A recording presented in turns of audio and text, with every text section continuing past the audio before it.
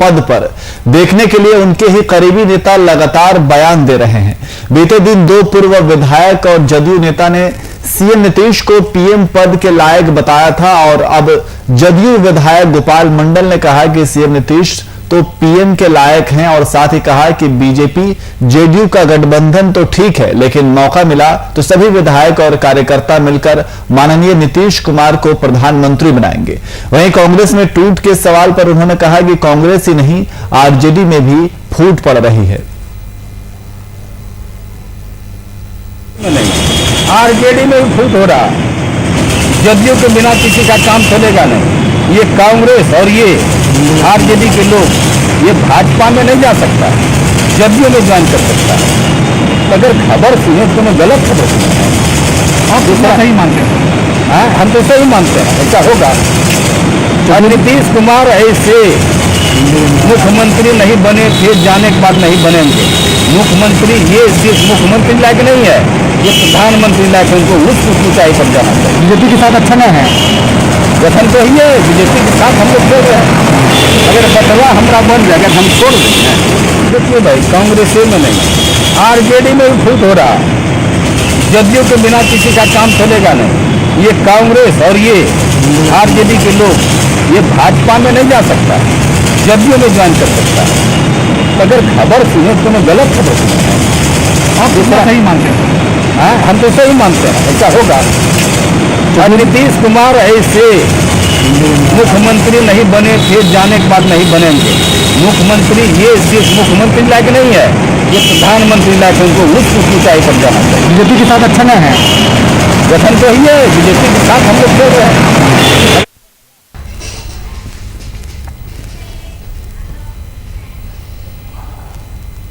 और कोरोना के प्रसार को रोकने के लिए बिहार में लगाए गए लॉकडाउन के बाद अनलॉक 3 की प्रक्रिया शुरू हो चुकी है, लेकिन इसमें भी शॉपिंग मॉल को 6 जुलाई तक बंद रखने की बात कही गई है। इसके बावजूद नियमों का उल्लंघन करते हुए शहर के कचहरी चौक स्थित V2 सिटी लाइफ मॉल खुले हुए पाए गए।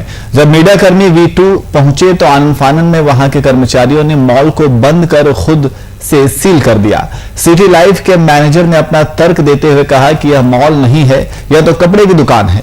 इसी दौरान जिलाधिकारी ने कहा कि मॉल अगर खुले मिलेंगे तो संचालकों पर कार्रवाई की जाएगी। अनलॉकिंग प्रक्रिया के तहत कुछ प्रतिष्ठान और संस्थान बंद हैं। अगर इनमें से कोई भी खुले पाए गए तो कानूनी कार्रवाई की जाएगी। वहीं इसके बाद डीएम के निर्देश पर जगदीशपुर अंचलाधिकारी इशाक चक थाना और तिलक मांझी थाना पुलिस सिटी लाइफ मॉल पहुंचे, जिसके बाद मॉल को सील कर दिया गया। मॉल यहाँ ये तो मॉल इसको नहीं कपड़ा दुकान ही बोला जाएगा ना।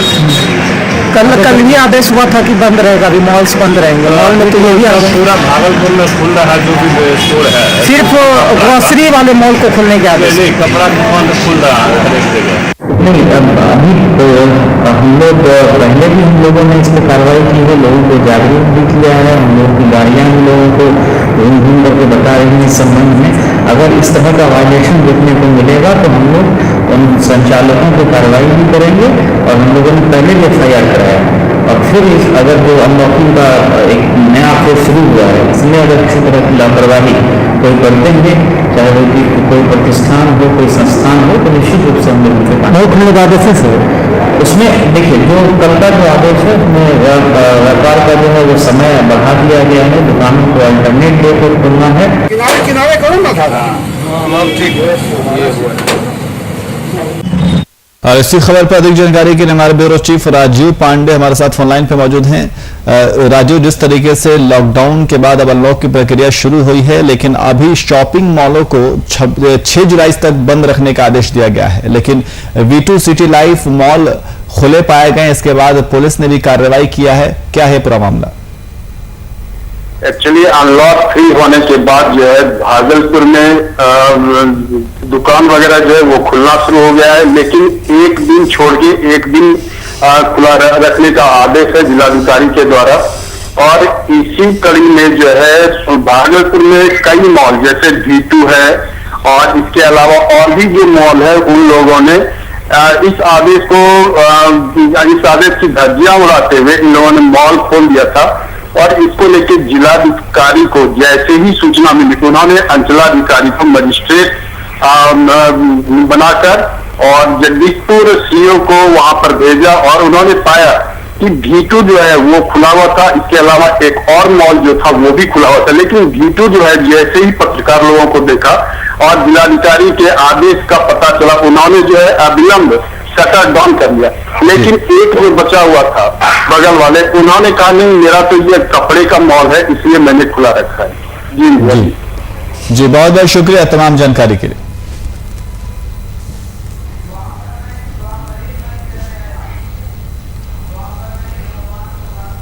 गढ़वा में कोरोना की 2 लहर देखने के बाद अब जिला और स्वास्थ्य विभाग संभावित तीसरी लहर को लेकर तैयारी शुरू कर दी है। पहली लहर में बुजुर्ग, दूसरी लहर में युवाओं के संक्रमित होने के बाद आशंकाओं के बीच अब तीसरी लहर बच्चों को ध्यान में रखकर यह तैयारी की जा रही है। गढ़वा सदर अस्पताल के पुराने बिल्डिंग के कोविड वार्ड के दूसरे वार्ड को पूरी तरह से बच्चों के लिए तैयार किया जा रहा है, जिसमें बच्चों के मनोरंजन के लिए सीलिंग को खगोलीय पिंड को दर्शाया गया है और साथ ही बच्चों के पढ़ने के लिए गिनती के वर्ड और क ख ग के शब्द कोश को दर्शाया गया है। टीवी पर दिखने वाले कार्टून नेटवर्क के सभी कैरेक्टर, जिसमें छोटू, भीम, मोटू पतलू, कृष्णा समेत जंगलों को भी पेंटिंग कर दर्शाया गया है। बताते चले कि सभी बेडों को ऑक्सीजन युक्त बनाया गया है।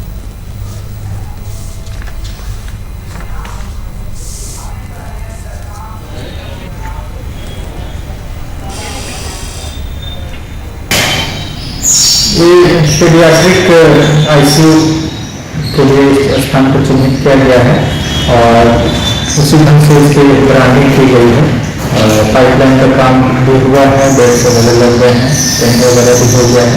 कुछ टॉयलेट का काम अभी इसमें बाकी है और इसको फिर से फिनिशिंग वगैरह करके हम लोग इसको डिक्लेयर कर देंगे कि हुआ है।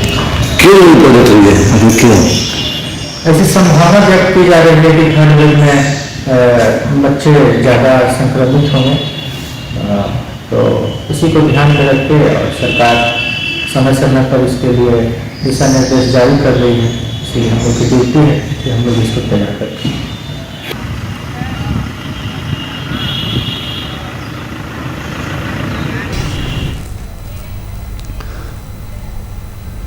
वहीं बीजेपी नेता अशोक उपाध्याय ने गिरिडीह के गांव स्थित बीजेपी कार्यालय में दर्जनों जरूरतमंद लोगों के बीच खाद्य सामग्री का वितरण किया। मौके पर उन्होंने बताया कि लॉकडाउन के कारण ग्रामीण क्षेत्रों में लोगों को भारी परेशानियों का सामना करना पड़ रहा है।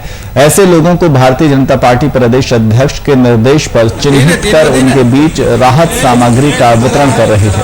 भारतीय जनता पार्टी के कार्यकर्ता इस कोरोना काल में हर गरीब के साथ खड़ा है। वहीं मौके पर सांसद प्रतिनिधि श्रीराम यादव, मंडल अध्यक्ष चंद्रशेखर आजाद समेत कई लोग उपस्थित हैं।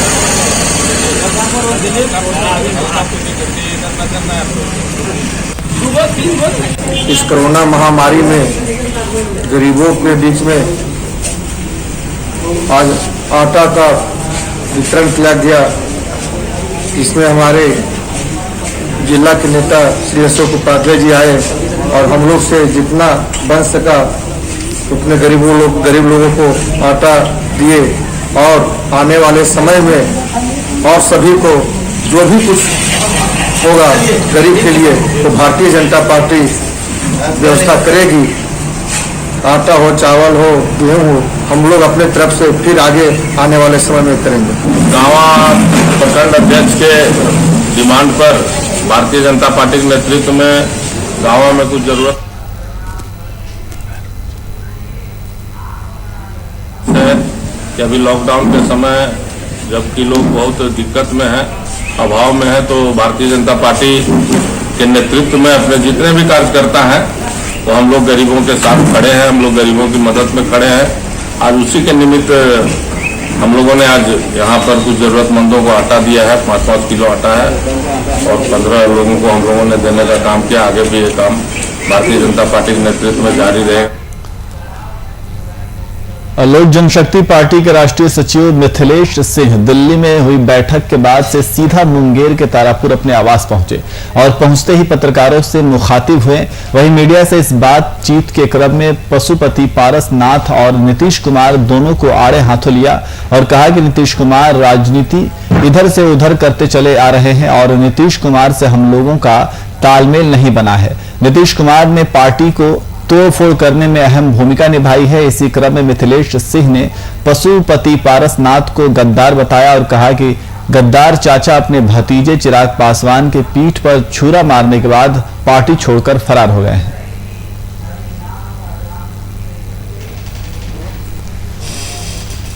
सबने चिराग पासवान के प्रति अपनी आस्था व्यक्त किया, जो प्रस्ताव दिया गया उसको खारिज किया गया और लोक जनशक्ति पार्टी जब से बनी चिराग पासवान ने भाजपा के साथ समझौता किया, तब से हम लोग भाजपा के साथ एकजुटता के साथ उसके फैसले के साथ थे। लेकिन जब से नीतीश कुमार सचिव हैं, नीतीश कुमार उसको इधर से उधर करते हैं और नीतीश कुमार जिसे हमारी पटरी करनी गई थी और उन्होंने हमारे पार्टी को तोड़ करने में अहम भूमिका निभाया। आज देखिए, आज कल 2 दिवस था, 2 दिवस में भी सब कर्मचारियों ने भाजपा ने सबने हम लोग 2 दिवस मनाया, लेकिन नीतीश कुमार उनका 2 दिवस नहीं मनाया। नीतीश कुमार उनके खड़िया में रखा हुआ थाने की चिड़िया, प्रधानमंत्री बनने के बाद उनका विरोध किया, इनका प्रधानमंत्री नहीं चाहिए, इस्तीफा दिया। लेकिन चिराग पासवान ने मजबूती के साथ उनका मंत्री का साथ दिया। आज हम कमजोर नहीं है, हमारे साथ पूरे देश का जनता है और पार्टी का संगठन है।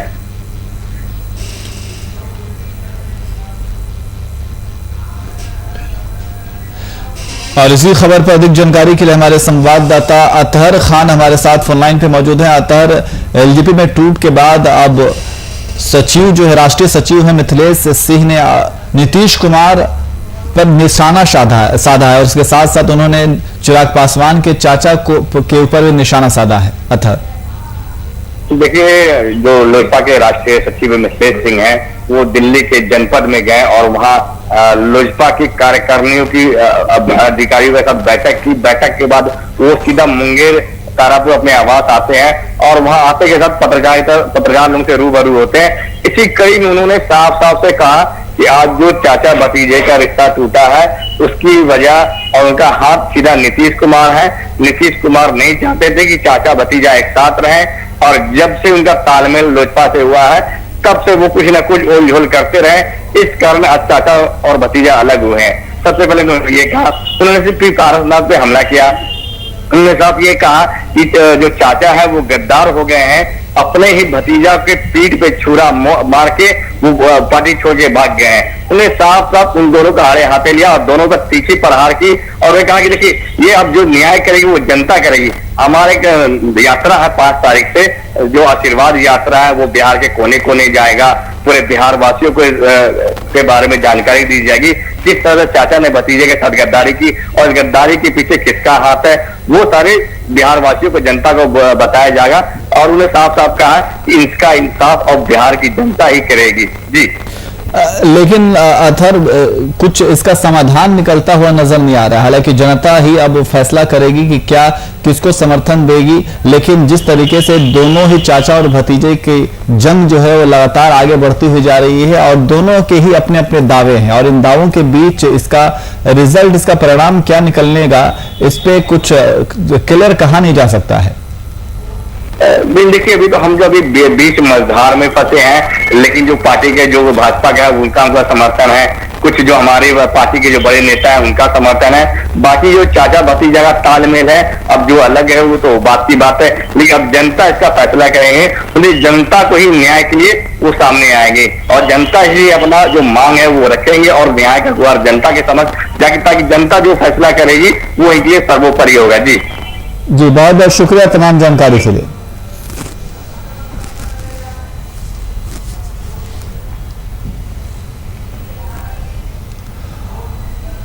और झारखंड कैबिनेट की बैठक मंगलवार को हुई। इसमें झारखंड सरकार ने आगामी सितंबर-अक्टूबर महीने तक रिटायर होने वाले राज्य के मेडिकल कॉलेजों के शिक्षकों और शिक्षकेतर कर्मियों को 6 माह का सेवा विस्तार दिया है।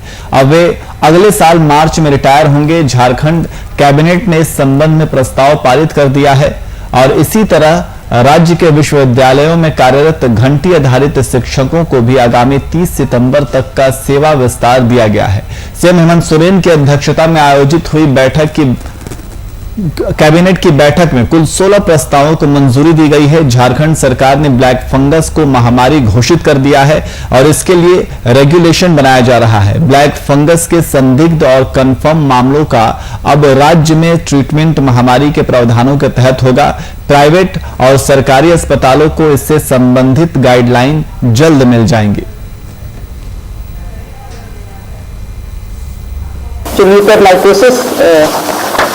की सूचना मिल रही है इस डिजीज की, इसे एपिडेमिक घोषित करते हुए रेगुलेशंस बनाए गए हैं।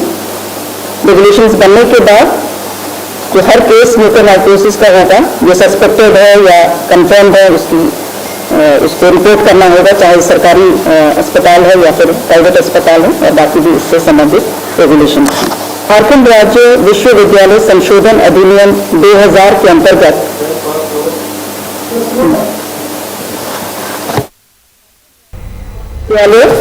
अधिनियम 2000 जो बना हुआ है, उसके अंतर्गत जितने भी विश्वविद्यालय और महाविद्यालय, अंगीभूत महाविद्यालय स्थापित हैं, तो विश्वविद्यालयों के स्नातकोत्तर विभाग और अंगीभूत महाविद्यालयों में कार्यरत शिक्षकों और पदाधिकारियों की नियुक्ति हेतु न्यूनतम अर्हता तथा उच्चतर शिक्षा में मानकों के रखरखाव हेतु स्टैट्यूट्स का गठन। लोक जनशक्ति पार्टी में दो फाड़ होने के बाद पार्टी के अध्यक्ष और सांसद चिराग पासवान ने बीते दिन ओपन लेटर लिखकर बिहार के सीएम नीतीश कुमार पर जमकर निशाना साधा।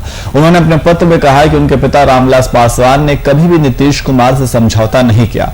उन्होंने ये भी आरोप लगाया कि नीतीश ने रामविलास पासवान को अपमानित करने और राजनीतिक तौर पर समाप्त करने के लिए कोई मौका नहीं छोड़ा। बिहार में एलजेपी में बगावत पर जारी सियासी हलचल पर देखिए हमारी ये खास रिपोर्ट। और कल कह दिया ना, हिंदुस्तान में आज तक मैंने मुसलानी शेर भी कल जना।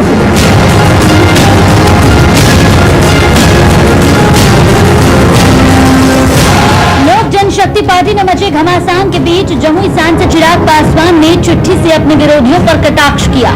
ट्वीट करते हुए चिराग ने 4 पेज का पत्र जारी किया है। चिट्ठी में चिराग ने अपने पिता स्वर्गीय रामविलास पासवान को याद करते हुए बिहार के मुख्यमंत्री नीतीश कुमार पर बड़ा आरोप लगाया। साथ ही चाचा पशुपति कुमार पारस को और भाई प्रिंस राज को भी नहीं छोड़ा। उन्होंने लिखा कि जेडीयू ने हमेशा एलजेपी को तोड़ने की कोशिश की और संघर्ष के दिनों में नीतीश कुमार ने मुझे और मेरे पिता को अपमानित किया, लेकिन हम कभी नहीं झुके। लोकसभा चुनाव के दौरान एलजेपी के 6 सांसदों को हराने में जेडीयू ने कोई कसर नहीं छोड़ी। जब पिता बीमार थे तो राष्ट्रपति से लेकर प्रधानमंत्री तक फोन करके हाल पूछते थे, लेकिन नीतीश का ये कहना कि उन्हें रामविलास के खराब स्वास्थ्य की जानकारी नहीं है, उनके अहंकार को दर्शाता है और नीतीश ये बर्दाश्त नहीं कर सकते कि कोई दलित राजनीति में आगे बढ़े। चिराग की आर पार वाली चिट्ठी के साथ ही जेडीयू की भी प्रतिक्रिया निकलकर सामने आई। जेडीयू अध्यक्ष आरसीपी सिंह ने कहा है कि शेर का बेटा कभी अनाथ नहीं होता। कोई भी पार्टी जब टूटती तो स्वाभाविक है तो उनको उसका आधार और स्वाभाविक है। जहाँ 6 MP हैं, टूट के 5 अलग हो तो कुछ न कुछ कहीं कहीं तो गलती भी होगी। और मैं देख रहा था, मुझे अच्छा भी नहीं लग रहा था। एक दिन मैं सुना कि उन्होंने कहा मैं शेर का होगी और कल कह दिया अनाथ। हिंदुस्तान में आज तक मैंने मुसलानी शेर भी कल जाना था। और शेर का बेटा अगर शेर है तो शेर का भाई क्या है, दूसरा शेर ही रखता है।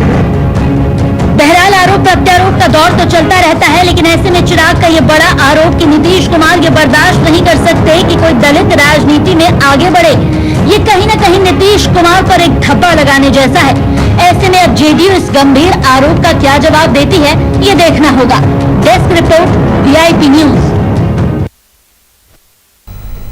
वहीं भले ही सरकार विकास के लाख दावे कर ले, पर कई ऐसे क्षेत्र हैं जहां आज भी आम जनता मूलभूत सुविधाओं से वंचित है।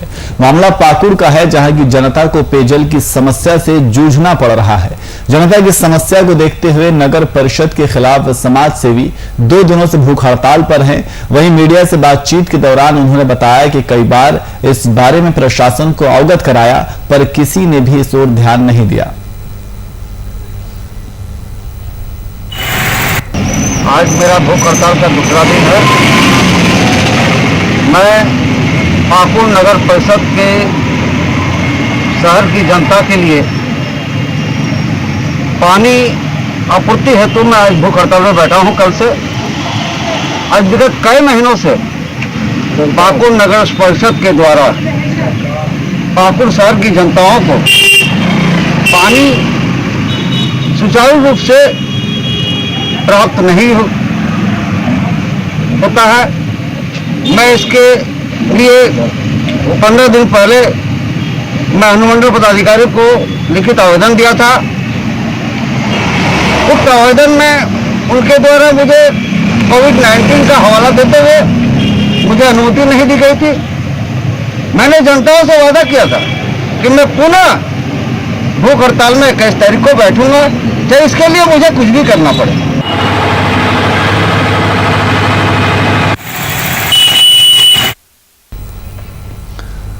और कृषि निदेशक पटना द्वारा जारी पत्र में खाद कालाबाजारी रोकने के लिए जारी की गई जवाबदेही का बिहार राज्य खुदरा खाद कीटनाशक विक्रेता संघ ने स्वागत किया है। संघ के प्रदेश अध्यक्ष निरंजन कुशवाहा ने प्रेस कॉन्फ्रेंस आयोजित कर सरकार के इस आदेश को ऐतिहासिक बताया और साथ ही इससे बिहार में खाद की कालाबाजारी रुकने और किसानों को इसका उचित लाभ मिलने की बात कही।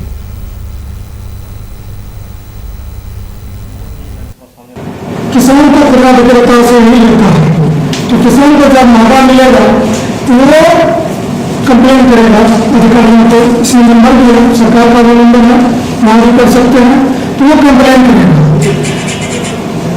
अगर खुदरा विक्रेता ऊंचे दर में बेचता है, अगर खुदरा विक्रेता को ऊंचे दर में मिलता है, काला दर में मिलता है, तो खुदरा विक्रेता को भी कंप्लेन करना चाहिए इस पत्र में।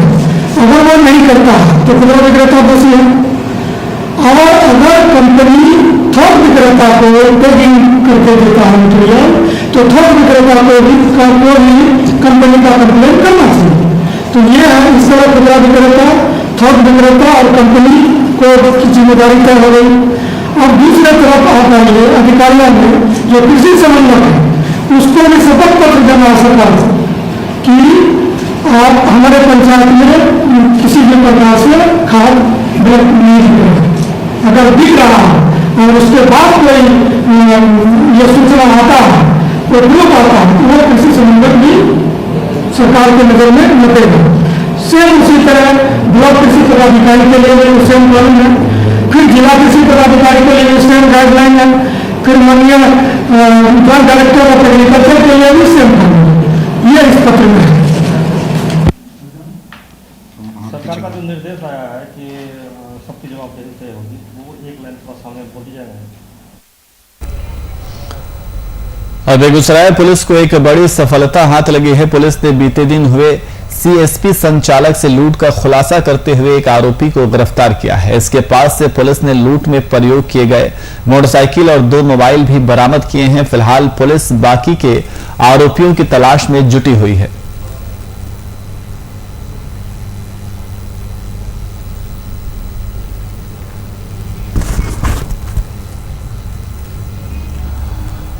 वहीं झारखंड से अब कोरोना हारने लगा है।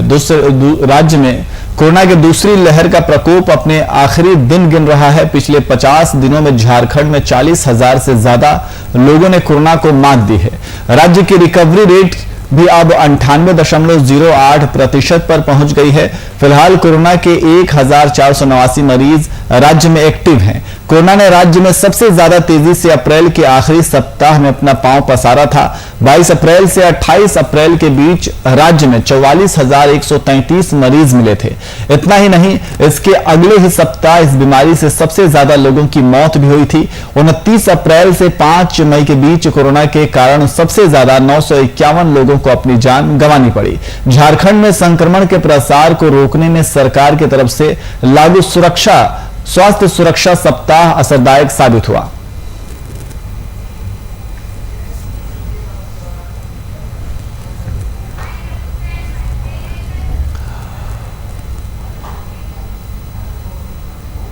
फिलहाल बुलेटिन में इतना ही। देखते रहिए VIP न्यूज। नमस्कार।